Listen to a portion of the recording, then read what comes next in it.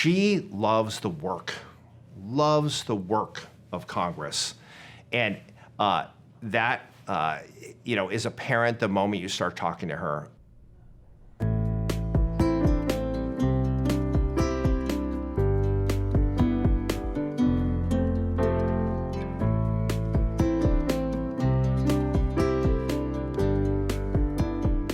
She comes in with all the right values, all the right principles, and completely committed to her constituents and to this country.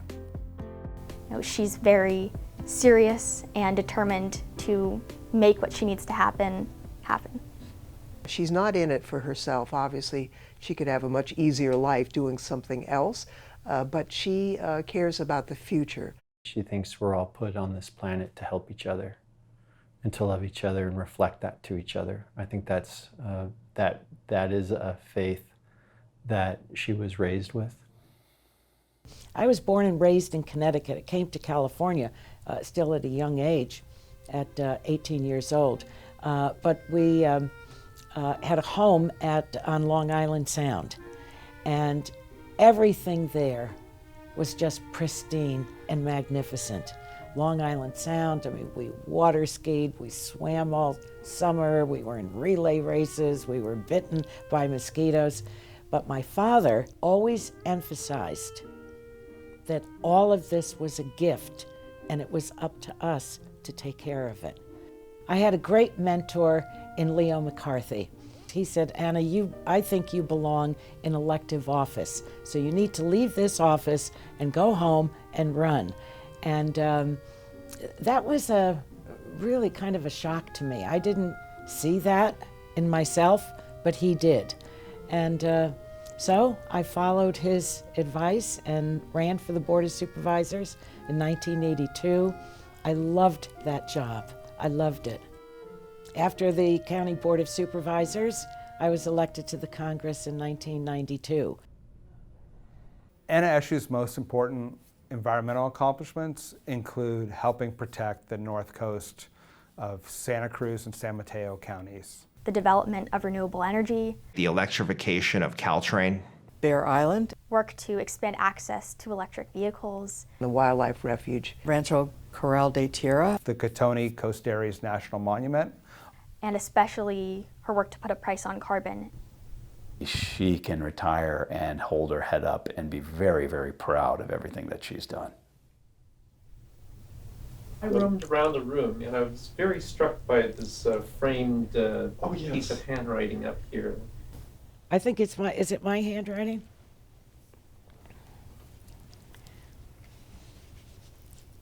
Bipartisanship is finding common ground and shared beliefs.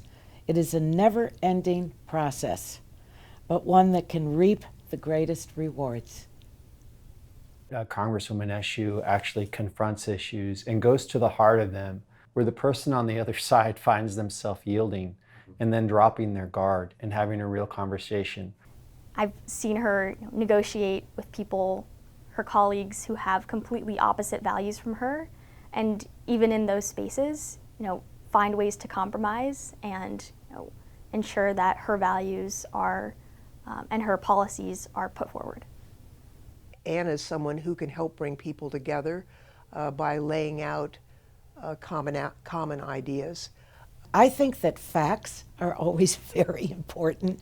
Be very well prepared when you're going into a meeting because you want to bring people to you. You don't want to push them away from you. I don't think you can ever tell someone they're wrong about how they feel. You can debate how they think. So be respectful. Be respectful, even though you don't agree with someone. Now, I have to remind myself to be a big girl because sometimes you're really tempted to say, oh, God, what is wrong with you? But you can think it. So you're telling me you get to think some things that you try not to say. Oh, sure. I'm just as human as the next person.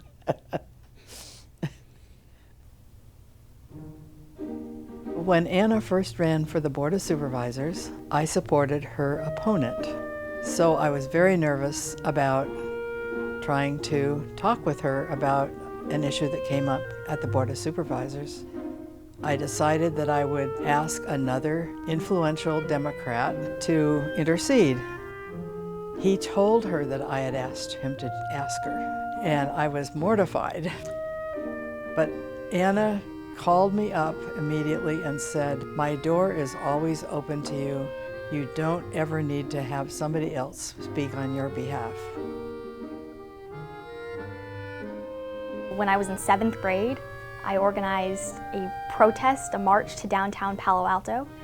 We walked down here and we were welcomed, and we proceeded to have a really dynamic, engaging conversation with her. She treated us as though we were equals and that our opinions as young people were truly valued.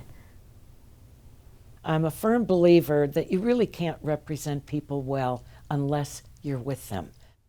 The mayor said, "I'll call her." And so pulled out a cell phone, did her thing on the cell phone, and said, "Hello, Anna." The mayor said, "Oh, where are you?" He said, "Well, I'm in Washington." Well, this is like 9:30 at night in Washington. Anna said, "I'll be there the next day." And she was. She had to have taken the red eye to get there. And I got to tell you, every airplane flight that I took, 5.5 hours from San Francisco into Dulles, inevitably there was Anna Eshoo. What I didn't realize when I first went to Congress, I really thought the Congress was a proactive institution, but it's not. It's reactive. It's the advocates from across the country that push on the Congress. Congress will react to that. What people need to realize is getting a bill signed into law in Congress is very difficult. Yet Anna has numerous bills.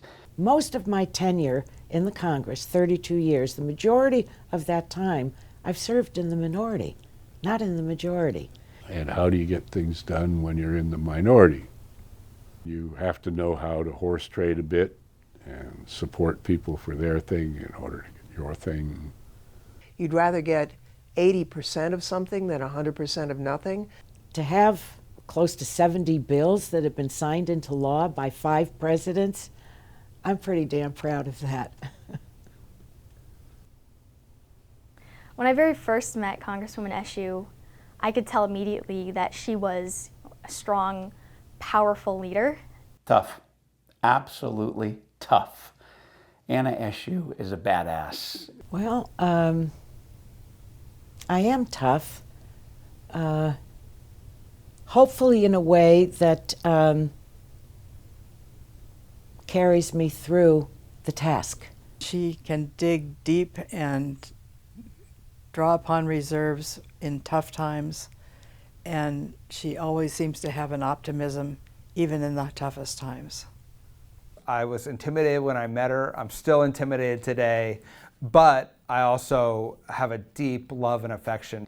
Once you get past the fear of Anna Eshoo, you find a wonderful human being. Anna is someone who is reliable, she's trustworthy, she's honest, and that's a rare and important quality in someone in the legislative body, but also just in life.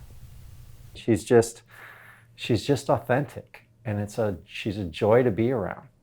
She was a type of person, a type of Congress member that people can feel free to go to and to get her advice. She showed me how you have to be willing to push bureaucracies, take political risks, try to push to do right things, do right by your constituents in order to make change. Anna Eshoo made me a better public servant. I get to, I guess, profess my undying love for Anna Eshoo. She's probably my best friend in the House of Representatives. I love her. I'm really gonna miss her.